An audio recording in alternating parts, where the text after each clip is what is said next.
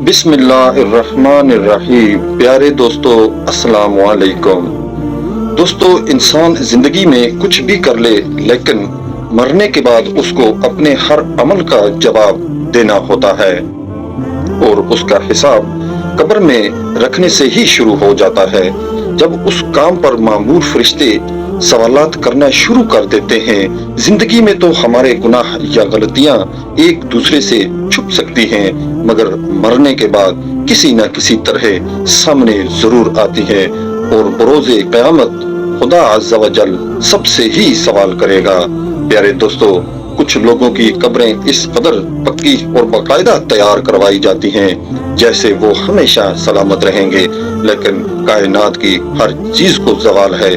कब्रिस्तान की रखवाली करने और कब्रें तैयार करने वाले बुरकन ने अपनी जिंदगी के खौफनाक वाक़यात के बारे में बताते हुए कहा कि एक मर्तबा मुझे किसी ने कहा कि एक कब्र बनानी है, लेकिन वो हमारे दादाजी की कब्र को खोदकर उसी के ऊपर बनाई जाए, और दादा की मौत को तो वैसे भी 25 साल गुजर गए हैं, तो शायद खुदाई का वक्त भी ज्यादा ना लगेगा।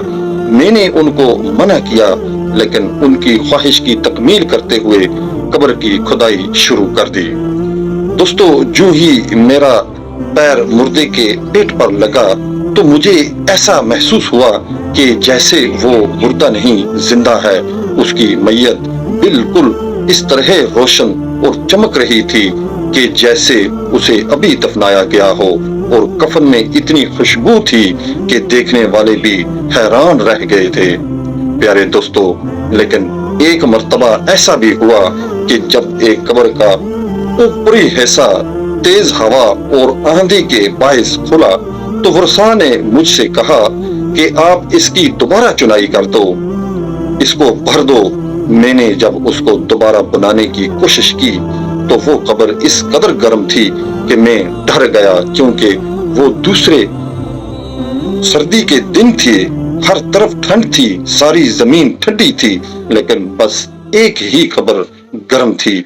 मुझे पहली मर्तबा ये एहसास हुआ कि खुदा ताला मुआफ करे, ये इंसान जो भी है किस कदर खुदा के आजाब में मुब्तला है कि जमीन भी गर्म है और एतराफ से भी कीड़े मकोड़े भी निकल रहे हैं। दोस्तों, एक और वाकया बयान करता हूँ कि मक्का मुकर्रमा में एक आलम का इंतकाल हुआ। उन्हें आम कब्रिस्तान में दफन कर दिया गया। कुछ अरसा बाद किसी वजह से इस आलम की कब्र खोली गई तो कब्र खोलते ही एक अजीब मंजर नजरों के सामने था।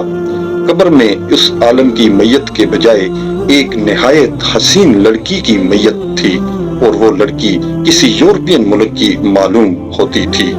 प्यारे दोस्तों, सब लोग बहुत हैरान हुए और ये बात थोड़ी ही देर में सारे इलाके में फैल गई कि फलां आलम की कब्र में उनकी मैयत की जगह एक हसीन लड़की की लाश पड़ी है। इत्तेफाक से वहां एक यूरोप के किसी मुल्क से आने वाला एक मुसलमान सियाह भी मौजूद था। उसने जब उस लड़की की सूरत देखी तो कहा कि मैं इस लड़की को जानता हूँ, ये फ्रांस की रहने वाली है, इसका सारा घराना ईसाई है। दोस्तों, लेकिन ये खुफिया मुसलमान हो गई थी और उसने मुझसे भी इस्लाम की कुछ किताबें पढ़ी थी। फिर कुछ दिन बाद ये बीमार होकर फौत हो गई तो घर वालों ने ईसाइयों के कब्रिस्तान में दफन कर दिया और अब इसकी मैयत यहाँ पहुंची हुई है। लोगों ने कहा कि इसकी मैयत यहाँ मुंतकिल होने की वजह तो समझ में आ गई कि ये नेक और मुसलमान थी, लेकिन फिर आलम साहब की मैयत कहाँ गई? मेरे प्यारे दोस्तों, किसी ने कहा हो सकता है कि उनकी मैयत इस लड़की की कब्र में चली गई हो। उस सयाह ने कहा कि मैं हज से फारिग होकर चंद दिन में वापस जा रहा हूँ। मैं इस लड़की के वरसा से मिलकर इसकी कब्र कुशाई करके देखूंगा कि ये क्या मामला है।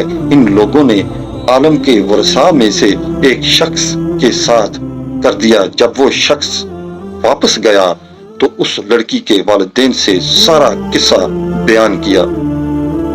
नाज़रीन इकराम, वो बहुत हैरान हुए। चनांचे उन्होंने लड़की की कब्र कुशाई की تو لڑکی کے تابوت میں اس عالم کی میت تھی جو مکہ میں دفن ہوا تھا۔ وہ لوگ بہت حیران ہوئے کہ یہ کیا ماجرا ہے۔ مکہ میں جب یہ خبر پہنچی کہ اس عالم کی میت عیسائیوں کے قبرستان میں لڑکی کی قبر میں ہے تو سب کو بہت حیرانگی ہوئی۔